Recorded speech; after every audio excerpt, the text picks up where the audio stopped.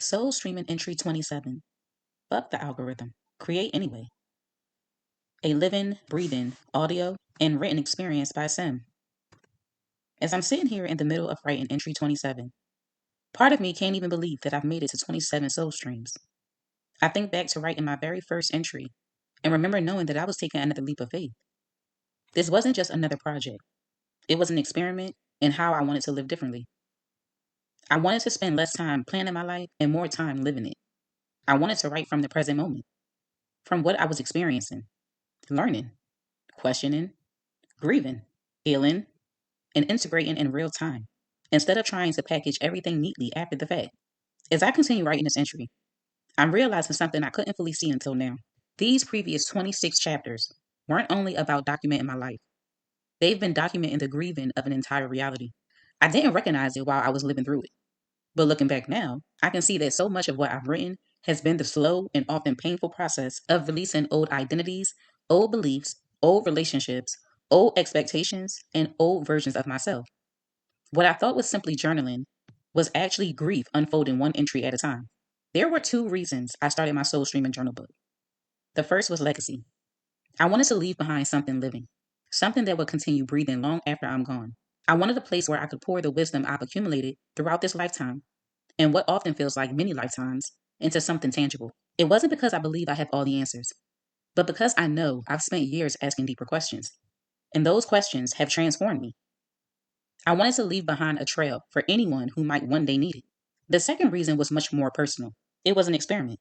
At the time, I didn't feel like I had anyone in my personal life who could consistently meet me in the conversations I was having with myself. Shit, people would ask questions here and there. They would have seasons where they seemed interested, but there wasn't anyone I could regularly explore these thoughts with at the depth that felt natural to me. I found myself processing perspectives, life experiences, and spiritual insights that I didn't always have an appropriate container for. It wasn't about judging where other people were. It was about recognizing energetic compatibility. I began realizing that not every conversation is meant to hold every truth, and not every person is the right container for everything my soul was trying to understand. So I stopped looking for someone to keep up with me, and I started writing instead, because I felt like I would burst from the inside out if I didn't find an outlet. It also became an experiment in releasing codependency. I was done performing. I was done shaping myself around what I thought other people wanted from me. I wanted to know what would happen if I simply showed up as myself consistently without chasing approval or trying to convince anyone to understand me or offer fake support. I wanted to see who my work would naturally find if I got out of my own way. The heartbreak of being perceived. One of the deepest heartbreaks I've ever had to heal had nothing to do with romantic love. It was the heartbreak of being perceived, of realizing that no matter how honest, loving, or authentic I chose to be, people would still experience me through the lens they had available to them. Some would see confidence as arrogance, others would mistake boundaries for rejection, some would project their fears onto me, while others would create stories about my intentions that had very little to do with who I actually was. For a long time, I fought against those perceptions. I wanted to explain myself, prove my heart, and be understood. But somewhere along the way, I realized that I wasn't actually trying to change their minds. I was trying to protect my heart from breaking. The real healing came when I finally asked myself different questions. Can I accept that people will see me through the lens of their own experiences? Can I accept that some people will never know me beyond the version of me that exists in their story? Can I accept that their perception is not a prison I have to live inside of? That was the heartbreak. Not that people misunderstood me, but that I had to grieve the fantasy that everyone eventually would. Once I allowed that illusion to die, something inside of me became free. I no longer needed universal understanding to justify my authenticity. I could let people misunderstand me, create whatever fucking narrative they needed, and still choose to stand in my own light. I see this heartbreak playing out every single day on social media. Not because people aren't talented or don't have something meaningful to share, but because so many creators are still waiting for the crowd to validate what already lives in their heart. They wait for their family to support them first. They wait for their friends to understand. They wait for strangers to engage. They wait for the algorithm to reward them. And when those expectations aren't met, many begin shaping their expression around what seems to get attention instead of what feels true. To me, that's one of the saddest heartbreaks of all. It's not because someone didn't become successful, but because they slowly abandoned the very thing that made their voice unique. I wish more people would allow their hearts to break over those expectations instead of allowing those expectations to reshape who they are. Because once your heart breaks open to the reality that not everyone is meant to understand you, support you, or even resonate with you, something beautiful happens. You stop creating for the crowd and begin creating from your center. The crowd is no longer your compass. Your heart is. That's when I finally realized something about myself. I never really felt like an influencer. I never felt like a celebrity. And even calling myself a content creator has always felt too confining. Those labels never quite captured what I was trying to do because I wasn't creating to become an internet personality. I was creating because making meaning out of my lived experience is simply how I move through the world. It took me a long time to realize that I don't actually think my dream was ever to be paid by a social media platform. My dream was to connect with people. Social media just happened to be one of the bridges that could make those connections possible. The bridge was never supposed to become the destination. I also had to ask myself a difficult question. If I slowly began shaping my voice around what a platform rewards instead of what my own heart longs to express, what am I really building? That's not a judgment of anyone else's path. Every creator has to decide what feels aligned for them. But I had to be honest about what felt aligned for me. If my creativity begins serving the algorithm before it serves my own truth, I know I'll eventually lose the very thing that made me want to create in the first place. That cost is too high for me. I don't want to wake up one day and realize I've become excellent at producing content while slowly forgetting how to express myself in my own damn truth. Let your heart break. Every time I allow my heart to break, instead of running from it, I unlocked another part of myself. Don't get me wrong, the heartbreak didn't magically disappear right away. I had to work through it once I finally stopped resisting what it was trying to show me. I stopped asking, why is this happening to me? And started asking, what is this revealing about the way I see myself, the world, and the stories I've inherited? It stopped being about friendships, family, or the support and became about perception. It stopped being about social media and became about consciousness. It stopped being about algorithms and became about remembering that I always had free will in how I choose to respond. Every shadow I was willing to sit with unlocked another layer of understanding inside of me. To me, those understandings came from the Akashic records, from a higher realm of knowing, from a deeper intelligence that becomes available when I'm willing to fully feel what my humanity is trying to teach me. I don't believe anything in my reality is off limits for me to question, deconstruct, rebuild, or understand differently. Everything tells a story, if I'm willing to look at it. Every experience is an invitation to expand my awareness, and every heartbreak asks the same question. Can I accept what this is showing me without abandoning myself in the process? Along that journey, I had to face another heartbreak I wasn't expecting. I discovered that not all support is resonance. Some people genuinely wanted to support me. Some supported because they felt like they should. Some supported when prompted. And over time, I even realized that some people weren't there to support me at all. They were simply keeping tabs on me. I eventually stopped trying to figure out why people showed up the way they did. Whether their actions were conscious or unconscious, intentional or unintentional, wasn't really mine to solve. What mattered was what those experiences revealed to me. They became information. They became data. They taught me discernment. People's actions often reveal far more about the relationship they're having with themselves than they do about me. Whether someone chose to celebrate me, quietly observe me, compare themselves to me, or simply keep tabs on my life, I allowed each experience to become information instead of resentment. It all helped me better understand resonance, reciprocity, and where I wanted to continue investing my energy. They taught me that love, curiosity, obligation, familiarity, and resonance are all very different energies. Just because someone chooses to watch doesn't necessarily mean they're meant to walk beside you. And I fully accept that. Acceptance never meant pretending it didn't hurt. It never meant bypassing my emotions or convincing myself that everything was okay when it wasn't. My heart still broke. Old wounds still surfaced. Triggers still appeared. The difference was that I stopped believing I had to remain there simply because I had learned how to survive there.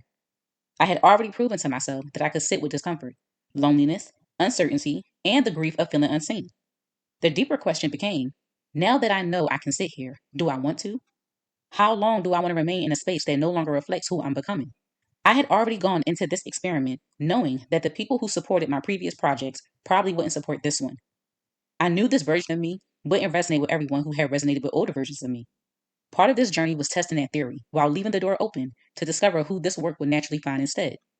What surprised me wasn't that people watched, it was how little that watching translated into genuine support. And eventually, I found myself asking a question I never expected to ask. Did I ever actually need it? Could I let people misunderstand me without becoming bitter? Could I let someone reject me without rejecting myself? Could I allow another person's perception to belong to them while allowing my truth to belong to me? That's the choice that gave me my power back.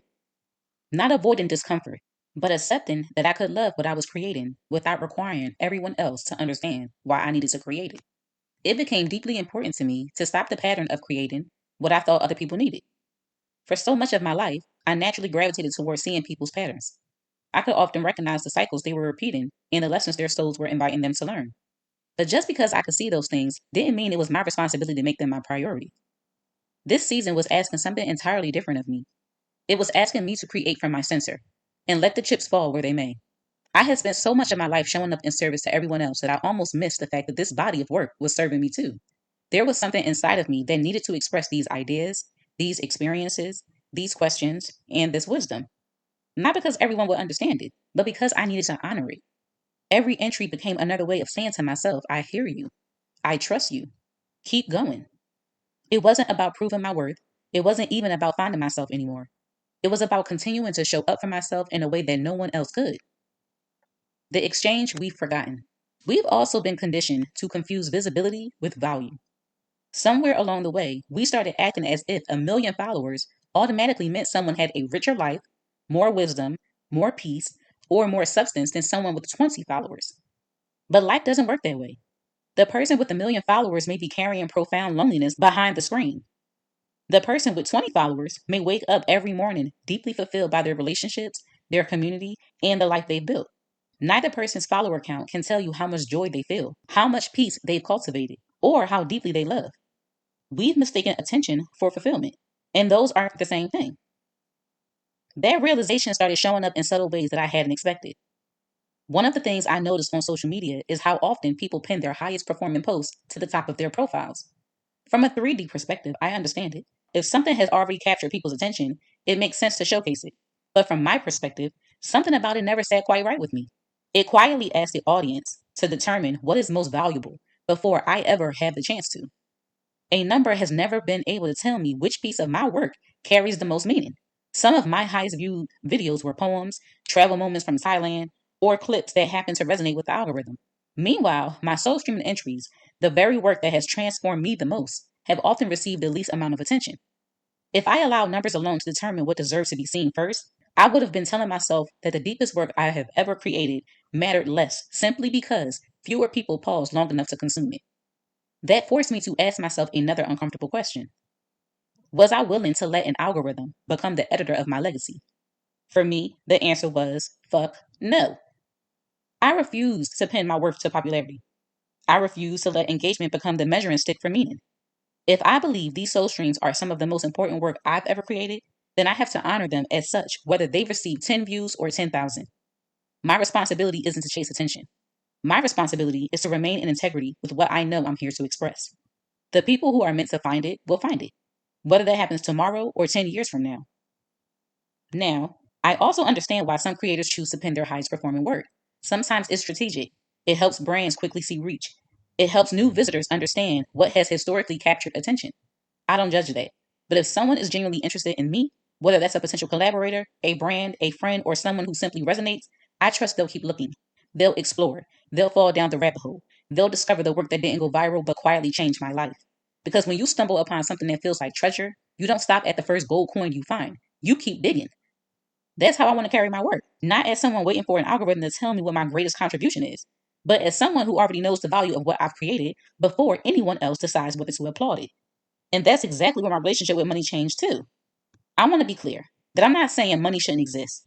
We all have bills to pay, bodies to care for, and practical needs that deserve to be met. I'm simply asking a different question. What if money wasn't the only language we use to measure value? What if we consciously expanded what we recognize as wealth? Because every single day, people are exchanging things that cannot be measured in dollars. Someone's honesty gives another person permission to keep going. Someone's laughter changes the atmosphere of a room. Someone's workout video encourages a person who has been afraid to move their body for years. Someone's recipe becomes a family's favorite meal. Someone's story reminds another human being that they are not alone. Those are exchanges. Those are contributions. Those are forms of wealth. Yet, we've become so conditioned to believe that if money didn't change hands, somehow nothing valuable happened. Imagine if we paired people whose lives look completely different on paper.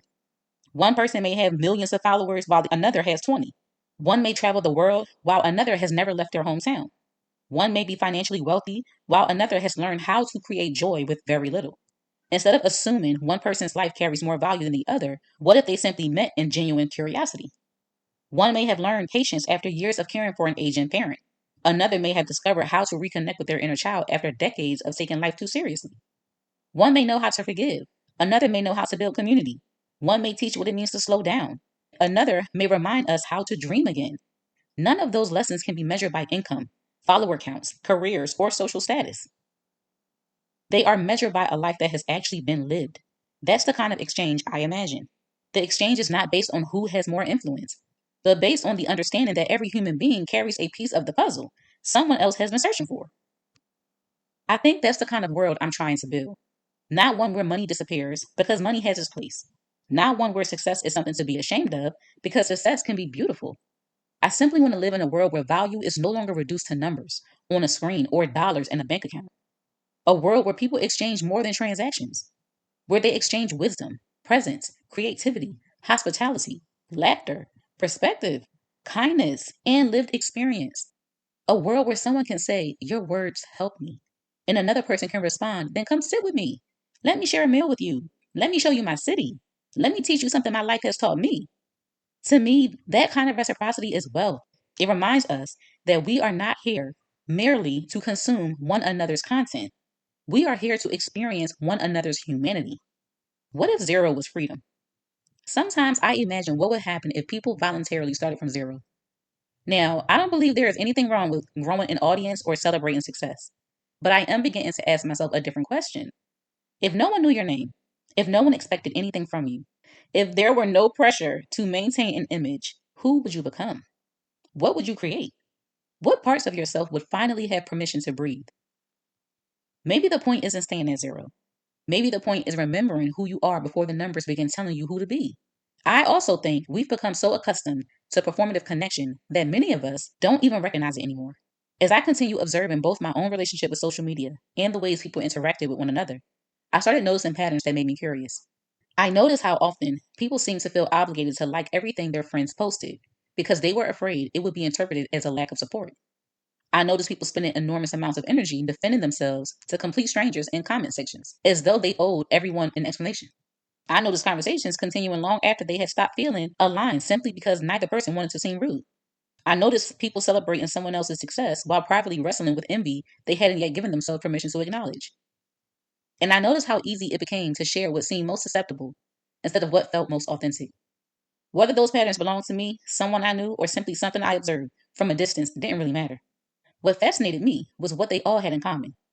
So much of our energy was being spent managing perception instead of nurturing genuine connection.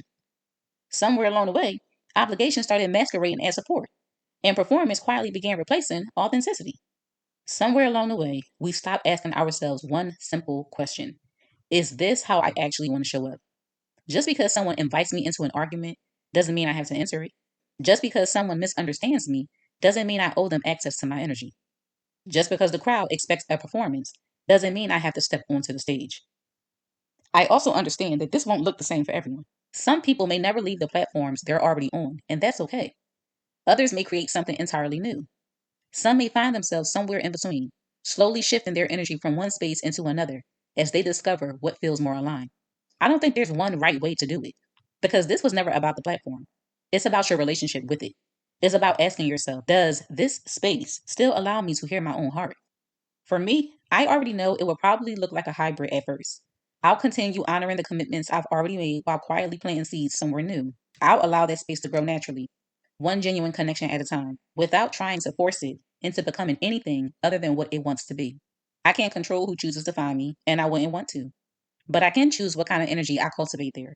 I can choose to protect it. I can choose to nurture it. And maybe one day, when the timing feels right, that new space will simply become home, and I'll lovingly release the rest. Because this has never been about running away from social media, it's been about returning to myself. And I trust that wherever I continue creating from that place, the people who are meant to walk beside me will find a bridge when they're ready to cross it. One of the greatest gifts I ever gave myself was learning that I didn't have to be constantly visible to remain valuable. There were seasons when I intentionally stepped away from social media because I needed less noise, not more. I needed to hear my own thoughts before they became influenced by everyone else's opinions. I needed to sit with my fears before someone else's certainty became my truth. I needed space to rebuild my beliefs without constantly scrolling through other people's realities. For me, healing required less outward attention and more inward presence. It wasn't about hiding. It was about remembering who I was before the world told me who I should become. What fascinated me, though, was realizing that the very thing that was healthiest for me often seemed to be penalized by the systems I was participating in. Take time away to care for yourself, and your reach declines. Stop feeding the machine for a while, and suddenly you're less visible. Life happens. People grieve. They heal. They care for family. They fall in love. They lose themselves. They find themselves again. Human beings move in seasons, yet so many of the systems we've built reward constant output as though healing, rest, and transformation are inconveniences instead of natural parts of being alive. That's where I finally understood why I had to say, fuck the algorithm. Not because I hate social media, but because I refuse to abandon myself just to remain visible inside of a system. If choosing myself costs me views, then so be it. I have to be able to look at myself and know I didn't trade my well being for attention. I also realized something else that was much harder to admit. The pages I had spent years pouring my heart into no longer poured back into me the same way I needed. That wasn't anyone's fault. It was simply another heartbreak I had to accept. Sometimes we outgrow containers that once held us beautifully. Sometimes a chapter completes itself before we're emotionally ready to close the book. Fighting to make an old space feel like home again only delayed my willingness to build a new one. That's why creating from zero feels so exciting to me. Not because I'm trying to erase my past, but because I'm no longer interested in carrying the expectations attached to it. I want to create from laughter, from play, from curiosity, from questions, from whatever genuinely moves me that day. I don't want every post to feel like it has to carry the weight of proving something. I don't want to wonder how it will perform before I even give it permission to exist. I simply want to create anyway. This isn't about building another platform, it's about remembering another way of relating. A place where the exchange isn't built on comparison but on contribution, where we aren't trying to fix one another or become one another. We're simply offering the pieces of ourselves that life has refined through experience. The intention is always the same: to leave one another a little more whole than we were before we met. Sometimes that will happen through laughter, sometimes through truth, sometimes through silence, sometimes through challenge.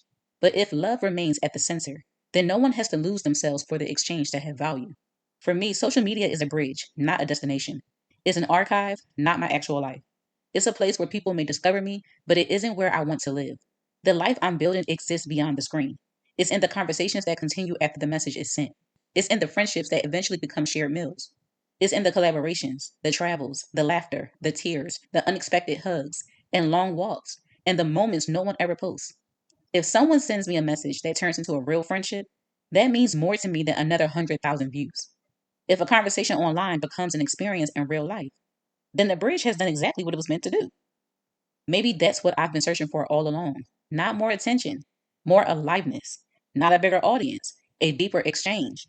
Because at the end of the day, I don't want people to simply consume what I create. I want us to remember that behind every profile is a living, breathing human being, still learning, still healing, still becoming. I believe that's where real connection begins. That's where reciprocity becomes possible. That's where abundance stops being something we chase and starts becoming something we experience together. Those, to me, are the truest gateways for exchanging energy. Somewhere along the way, I think many of us unconsciously handed our power over to systems that began defining success for us. Likes became proof of value, followers became proof of influence, views became proof that something mattered. But I don't believe those things were ever meant to become the measure of life, a creator, or a human being. I think it's time we reclaim that authority. I think it's time we redefine success for ourselves instead of outsourcing it to an algorithm. Because the moment we do, we stop creating for a system and start creating from our center again. And maybe that was the point all along. How I returned home. The longer I stayed committed to creating, the more another realization began to surface. I don't think I would have discovered it if I had stopped after my first video, my first month, or even my first handful of soul streams. It only revealed itself through consistency, through continuing when very little appears to be happening on the outside. I found myself asking a question I never would have asked at the beginning of this journey. What kind of support matters most? Of course, I still value encouragement, reciprocity, and community. I don't believe we're meant to walk through life alone. But I also realized that if my willingness to continue creating depended entirely on whether other people applauded me, then I had unknowingly handed them authority over something that belonged to my soul. The support that changed me the most wasn't the support I received. It was the support I learned to give myself. Looking back, I also wonder if I would have started an entirely different page from the beginning if I had known then what I know now. I don't regret anything I created. I really don't. I wouldn't change this journey for anything. But many of the people who were already connected to me weren't really there to engage. There are countless reasons people quietly monitor someone else's life without ever participating, encouraging, sharing, or acknowledging what they're witnessing. I don't take that personally anymore. All of it became information. All of it became data. Every interaction, every lack of interaction taught me something about people, about expectations, and most importantly, about myself. Maybe that's what I've been trying to build all along. The opposite of performative connection. A space where authenticity isn't rewarded because it performs well, but because it invites someone else to return home to themselves. Where we exchange more than attention. We exchange perspective, presence, curiosity, compassion, wisdom, humanity. Maybe starting from zero isn't really about creating a new account at all. Maybe it's an experiment in remembering who we were before we believed our worth could be measured by numbers on a screen. Maybe that's where the real revolution begins. Not with another platform, but with one person deciding to create from their center anyway, and giving someone else permission to do the same. Now, 27 entries later, I can honestly say that, to my knowledge, I don't have anyone in my personal life consistently following this journey. Years ago, that realization would have devastated me. I would have taken it as proof that I wasn't being seen. Today, I see it differently. I can finally say that I've grieved the version of me who felt invisible. I've accepted that people in my life may never fully see this part of me, and that doesn't mean they don't love me. It simply means they have different capacities, different interests, and different ways of connecting. Accepting that has brought me far more peace than trying to force something that was never meant to happen. Ironically, one of the biggest surprises has been discovering who I've become because I kept showing up anyway. I don't force myself to write these entries. They arrive, they unfold, they soul string through me in real time. They're archives of my becoming, little breadcrumbs documenting my own evolution. But somewhere along this journey, something much more meaningful happened. I stopped looking outside of myself for permission to continue creating, and I started becoming the very support system I once hoped to find. I've liked every single one of my own entries. I've left comments congratulating myself, encouraging myself, celebrating myself, and reminding myself that what I'm creating matters. I've poured into myself the same love, encouragement, curiosity, and belief that I so naturally give to other people. Somewhere between entry 1 and entry 27, I stopped waiting for someone else to become my biggest supporter because I had quietly become my own. I can honestly say that I have my own back. I can honestly say that I support myself. I can honestly say that I'm my own number one fan. And that's not coming from a place of ego. I say it from a place of deep gratitude because I know the woman writing entry 1 would have never imagined she'd one day be able to say those words with complete sincerity.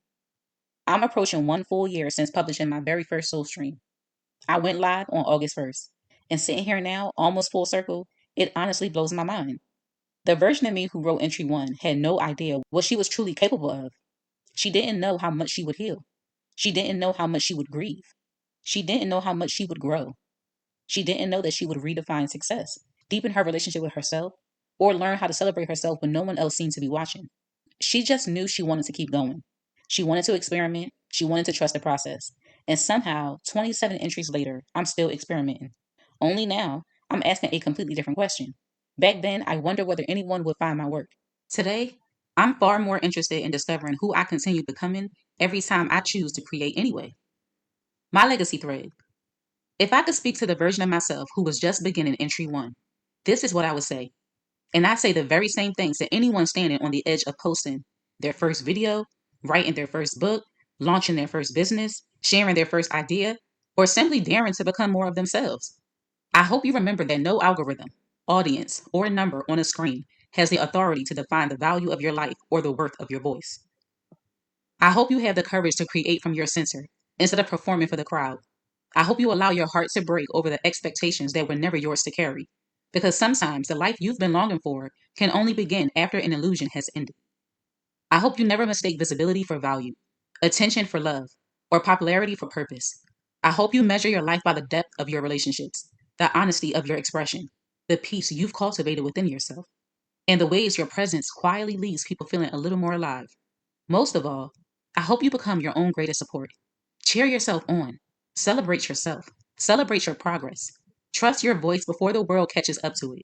Because when you learn to stand beside yourself, no amount of silence from the outside can convince you to abandon what's true within. A whisper for you. Maybe you've been waiting for permission. Permission to begin, permission to change, permission to disappoint expectations, permission to stop performing, permission to create something that only your soul fully understands right now. This is it. Fuck the algorithm. Create anyway. Don't spend so much time wondering whether people will understand your post. Don't overthink whether they'll agree with your words. Don't keep asking yourself, should I share this? Share it because it's true for you. Share it because it wants to exist. Share it because your voice deserves a place in the world, even if only one person ever understands it. Write the book, record the song, paint the canvas, start the business, take the trip, say the thing that's been living inside your heart. Not because everyone will understand it, not because everyone will applaud it, but because something inside of you came here to be expressed. Shit, and that alone is reason enough. Trust that the right people will find you in the right season. Until then, don't abandon yourself while you're waiting. Become your own encouragement. Become your own safe place. Become your own home. And from that place, create anyway.